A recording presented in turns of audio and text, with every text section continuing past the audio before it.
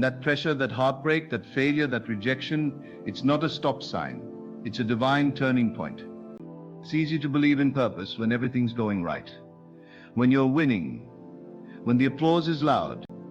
But the real test of destiny is in how you handle the no's, the delays, the betrayals.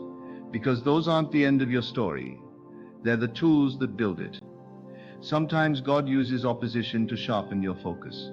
Sometimes He lets you walk through the fire, so you come out pure, not because He's punishing you, but because He's preparing you. There are blessings that require brokenness first.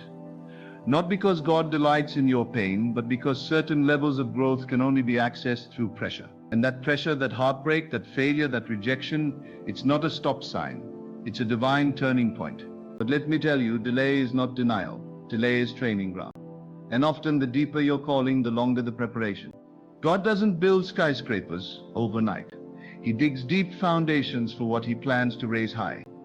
That means your silent seasons are not wasted. Your wilderness is not random. Your private battles are not meaningless. They are chapters in the story of becoming. They are evidence that something powerful is forming in you.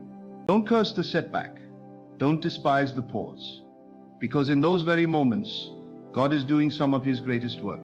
And when the time is right, when your character matches your calling, when your heart is fully surrendered, when your vision is purified, you'll look back and realize that everything that felt like a loss was actually a win in disguise. You'll see how the betrayal gave you clarity, how the closed door saved your soul, how the lonely nights built your faith, how the tears watered the ground for something new. You'll realize that destiny was never on hold. It was simply being shaped in silence. What feels like a setback is often God reverting you to something more powerful than you asked for. What looks like a detour is really a divine redirection. You're not late, you're not behind, you're not forgotten.